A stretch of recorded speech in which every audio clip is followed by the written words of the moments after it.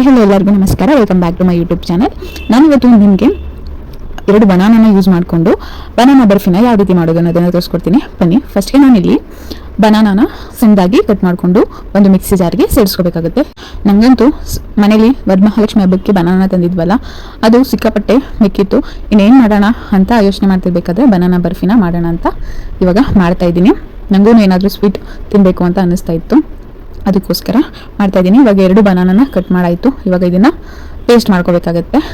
ನೀರನ್ನು ಸೇರಿಸ್ಕೋಬಾರ್ದು, ಹಾಗೇ ಪೇಸ್ಟ್ ಮಾಡಿ ಇವಾಗ ಅದನ್ನು ಸೈಡಲ್ಲಿ ಎತ್ತಿಟ್ಕೋತಾ ಇದ್ದೀನಿ. ಇವಾಗ ಸ್ಟವ್ ಹಚ್ಚಿ ಒಂದು ಪಾತ್ರೆನ ಇಟ್ಕೊಂಡು ಇವಾಗ 1 ಕಪ್ ಆಗುವಷ್ಟು ಬೆಲ್ಲನ ಸೇರಿಸ್ಕೊತಾ ಇದ್ದೀನಿ. ಮತ್ತು ಅದಕ್ಕೆ 1 ಲೋಟದಷ್ಟು ನೀರನ್ನು ಸೇರಿಸ್ಕೊತಾ ಇದ್ದೀನಿ. ಟೀ ಲೋಟ ಬರುತ್ತಲ್ಲ, ಆ ಲೋಟದಲ್ಲಿ ನೀರನ್ನು ಸೇರಿಸ್ಕೋಬೇಕು. ಅಲ್ಲಿ ನಾನು ಅರ್ಧ ಲೋಟ ತೋರಿಸ್ತಾ ಇದ್ದೀನಿ ಅಲ್ವಾ, ಇಲ್ಲ, ನಾನು ಎಕ್ಸ್ಟ್ರಾ ಅರ್ಧ ಲೋಟನ ಆ್ಯಡ್ ಮಾಡ್ಕೊಂಡಿದ್ದೀನಿ. ಇವಾಗ ಇದನ್ನು ಪಾಕ ಮಾಡಿಕೊಂಡು, ಪಾಕ ಅಂತಂದರೆ ಬೆಲ್ಲ ಕರಗಿದ್ರೆ ಸಾಕಾಗುತ್ತೆ. ಅದನ್ನು ಸೈಡಲ್ಲಿ ಎತ್ತಿಟ್ಕೊಂಡು ಈಗ ನಾನು ಒಂದು ಪ್ಯಾನನ್ನು ಇಟ್ಕೊಂಡು, ಪ್ಯಾನ್ ಬಿಸಿ ಆದಮೇಲೆ ನಾನಿಲ್ಲಿ 2.5 ಟೇಬಲ್ ಸ್ಪೂನಷ್ಟು ತುಪ್ಪನ ಸೇರಿಸ್ಕೊತಾ ಇದ್ದೀನಿ. ತುಪ್ಪ ಬಿಸಿ ಆದಮೇಲೆ ನಾನಿಲ್ಲಿ 1.5 ಕಪ್ ಆಗುವಷ್ಟು ಗೋಧಿ ಹಿಟ್ಟನ್ನು ತೊಗೊಂಡಿದ್ದೀನಿ.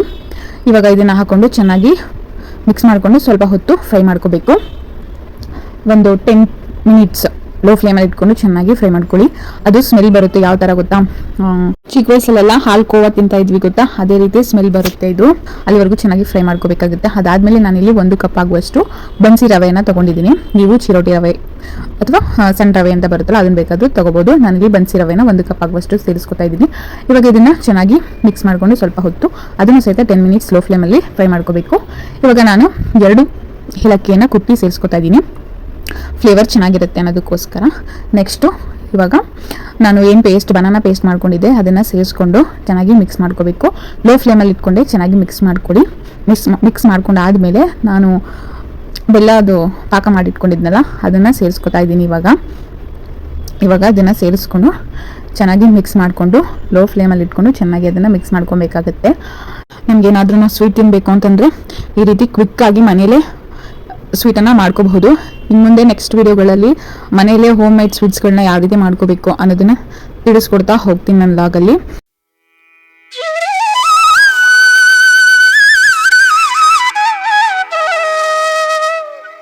ಇವಾಗ ನೋಡಿ, ಇದು ರೆಡಿ ಆಯಿತು.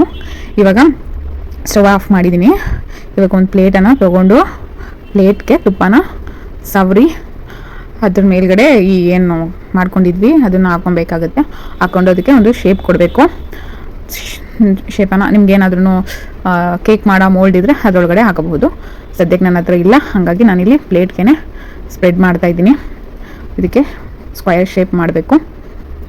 ಅದಾದಮೇಲೆ ಇದಕ್ಕೆ ಡ್ರೈ ಫ್ರೂಟ್ಸ್ ಆ್ಯಡ್ ಮಾಡಿದ್ರೆ ಒಂದು 1 ಅವರ್ ಇದನ್ನ ರೆಸ್ಟ್ ಮಾಡಲಿಕ್ಕೆ ಬಿಟ್ಟರೆ ಸ್ವೀಟ್ ರೆಡಿ ಆಗುತ್ತೆ, ಬನಾನಾ ಬರ್ಫಿ. ಇದಕ್ಕೆ ಡ್ರೈ ಫ್ರೂಟ್ಸನ್ನು ಆ್ಯಡ್ ಮಾಡ್ತಾಯಿದ್ದೀನಿ ನಾನು. ಈ ವಿಡಿಯೋ ಏನಾದರೂ ಇಷ್ಟ ಆದರೆ ಪ್ಲೀಸ್ ಒಂದು ಲೈಕ್, ಶೇರ್, ಕಮೆಂಟ್, ಸಬ್ಸ್ಕ್ರೈಬ್ ಮಾಡಿ ಅಂತ ಕೇಳ್ಕೊತೀನಿ.